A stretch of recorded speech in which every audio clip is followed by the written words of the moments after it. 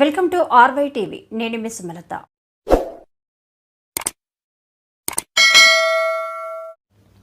అన్వేషి అద్భుత నవల, time machine travelling, జన్మ వృత్తాంతం, జన్మల పరంపరలో జరిగే ఆరాట పోరాటాల సారాంశం. ఒక ఆత్మ తన జన్మాంతరాలలో జరిగిన వృత్తాంతం. భారతీయ యోగ శాస్త్ర సంకలనం. యోగిగా మారడానికి జరిగిన సంఘర్షణ, ఒక ఆత్మ జరిపిన అన్వేషణ. అదే ఒక Anveshi కథపై RY news special story. ఆలోచిస్తున్న ఆ జీవ పదార్థమే అన్వేషి. నీటి చక్రం, నీటి బిందువులాగా, వలయాకారంలోని సున్నాలాగా ఎక్కడి నుండి వచ్చాను, తిరిగి ఇక్కడికి వెళ్తాను అని గుర్తించి అక్కడ ఉద్భవించడానికి ఎవరు కారణం, ఏమిటో అని అన్వేషిస్తుంది. ఈ ఆలోచనపరమైన చైతన్యమే అమృతభరితమైన ఆకాశగంగ నుండి భూమిపైకి పడిన నీటి చుక్క.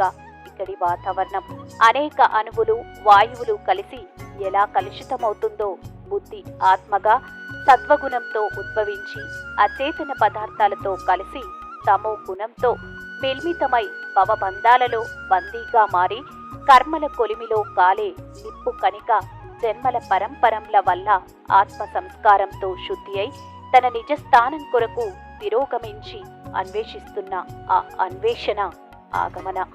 సంచిత ప్రారబ్ధ కర్మల ఎరిగి బుద్ధి జీవే ఆ అనాదికై అన్వేషణ సాగిస్తున్నది. ఒక సూర్యుడు ప్రపంచానికి వెలుగైనట్లు, నవగ్రహాల గమనానికి వారధి అయినట్లు ఈ ప్రపంచానికి చైతన్యం తాను జన్మించిందే తడువుగా తేజస్వి అయి తనలో సోహం, నేనెవరు అని ప్రశ్నించుకుంటున్నది. ఆయువు పోసుకున్న ఆ జీవికి భోగాలు ఎన్నో ఉన్నా ఆ బుద్ధిజీవి అన్వేషిస్తున్నది మాత్రం ఆది గురువుననే. ప్రకృతి విశాలం, అద్భుతమైన వాతావరణం. అన్వేష్కి జన్మనిచ్చిన తల్లిదండ్రులు పుణ్యమూర్తులు, అపారమైన అష్టైశ్వర్యాలు, ప్రేమ బంధాలకు బంధుజనం సృష్టివన్నీ కల్పించి పరీక్షకు సిద్ధం చేసింది. అతనిని మాత గర్భంలో ప్రవేశపెట్టింది. బ్రహ్మమాయ అనుబంధమైన మాయి అని గుడ్డం ద్వారా అన్వేష్కి అందుతున్న ప్రాణవాయువు జన్మ జన్మల జ్ఞాపకాలు, చాలా అనుభవించిన కష్ట సుఖాలు, చేసిన పాప పుణ్యాల ఫలితంగా అమ్మ గర్భంలో ఆలోచన పరంపరంలో తనను తాను ప్రశ్నించుకుంటూ తన గమ్యమేమిటో నిర్ణయించుకోవడానికి తల్లి గర్భంలోనే సిద్ధమయ్యాడు. ఇది అతనికి కొత్తగా అనిపించడం లేదు. ఆత్మ సంస్కరణల వల్ల తాను ఇలా ఎన్నోసార్లు వచ్చి ఉన్నాడు. మళ్ళీ జన్మ చక్రంలో ఇరుక్కోక తప్పలేదు. కానీ అన్వేషికి తన భవిష్యత్తు ఒక నిర్ణయాత్మకమైన ఆలోచన స్వరూపం ఏర్పడింది. తల్లిదండ్రులకు, బంధుజనానికి ప్రపంచంలోకి ప్రవేశించిన అన్వేషి నూతనంగా కొత్తగా కనిపిస్తున్న ఇదంతా తనకు అవగతమే జరిగిందని, ఎన్నోసార్లు అనుభవాల సారం తాను పొందాని అనుకుంటున్నాడు. బారసాలలో అతనికి పేరు పెడుతున్నారు. తల్లి మురిసిపోతున్నది, తండ్రి గర్వపడుతున్నాడు, బంధుజనం ఆనందిస్తున్నారు. తాను మాత్రం ఆలోచిస్తున్నాడు, ఎందుకు వీరందరికీ తనపై ప్రేమ, అనురాగాలు?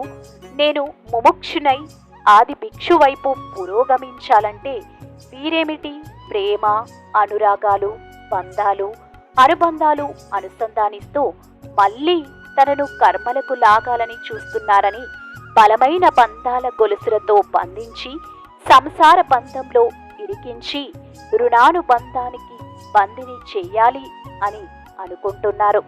కానీ తాను మాత్రం ఈ రుణాలు, ప్రేమానుబంధాలలో ఏమాత్రం కూడా ఇరికిపోయి పొరపాటు చేయనని అనుకుంటున్నాడు. ఇంతకు పూర్వం చేసిన పొరపాటును మళ్ళీ చేయకూడదని నిర్ణయించుకున్నాడు. భవబంధాల చక్రంలో ఏమాత్రం కూడా పడకూడదు అనుకుంటున్నాడు. తనను తాను సంస్కరించుకున్న బుద్ధిజీవి కనుక తామరాకులో నీటి బొట్టులాగా బంధుజనంలో, తల్లిదండ్రుల ప్రేమ పాశంలో కూడా పడకూడదని ఈ అన్వేషి నిర్ణయించుకుంటున్నాడు. బాలుని ముఖ కవలికలు గమనిస్తున్న అమ్మ, అక్కలు ఆశ్చర్యపోతున్నారు. గంభీరమైన బృకిటిలో ఏదో ఆలోచన స్వరూపం, అనుభవాలు కలిగిన ఆ మాతృమూర్తులకు గోచరిస్తున్నది. ఏంటమ్మా, ఈ పిల్లవాడు అంత గంభీరంగా ఏదో పోగొట్టుకున్నట్లు, ఏదో ఆలోచిస్తున్నట్టు పరధ్యానంగా ఉన్నాడు కదా సంధ్య అన్నది వాళ్ళ పెద్దమ్మ.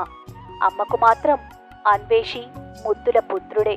అవన్నీ ఏమి పట్టించుకొని ఆ మాతృమూర్తి ఇప్పుడే ఏం తెలుస్తుంది, అక్కయ్య నా కొడుకు మహారాజవుతాడు అని మురిసిపోతున్నది. అన్వేషి పెరుగుతున్న కొద్దీ అతనిలో మిల్మితమై ఉన్న ఆలోచన స్వరూపాలు అన్వేషణ వైపు, వైరాగ్యం వైపు సాగుతున్నాయి. కౌమార దశకు చేరుకున్న అన్వేష్ వయసు ఇప్పుడు తను చూస్తున్న లోకంలో జనన మరణాల గురించి ఆలోచిస్తున్నాడు. ఒక బుద్ధునికి సౌఖ్యాలు అందిన అనంతరం వచ్చిన బుద్ధి జ్ఞానత్వం ఇప్పుడు అన్వేషి తాను ఎవరుకు కాని ఎందుకు వచ్చాను, జీవుడు పుట్టినప్పుడు మురిసిపోవడం, చచ్చినప్పుడు ఏడవడం, జనన మరణాల సత్యం లేకపోవడం, జీవులు అజ్ఞానంలో కొట్టుమిట్టలాడడం ఏమిటని ప్రశ్నించుకుంటున్నాడు. ఆనందమంటే ఇహ సుఖాలేనా? శ్రేయో మార్గం అంటే యోగా శాస్త్రంలో శ్రేయో మార్గం అంటే మనిషి పుట్టినప్పటి నుండి, విద్యార్థి దశ నుండి గురువు దగ్గర కఠినమైన సాధన, ఆహార నియమాలను పాటిస్తూ శరీరాన్ని, మనస్సును, ఆత్మను బలపరుచుకోవడం, ఆ తరువాత ఎటువంటి జర మరణాల భయం లేకుండా అద్భుత నిర్యాణం పొందడాన్ని శ్రేయో మార్గం అంటారు.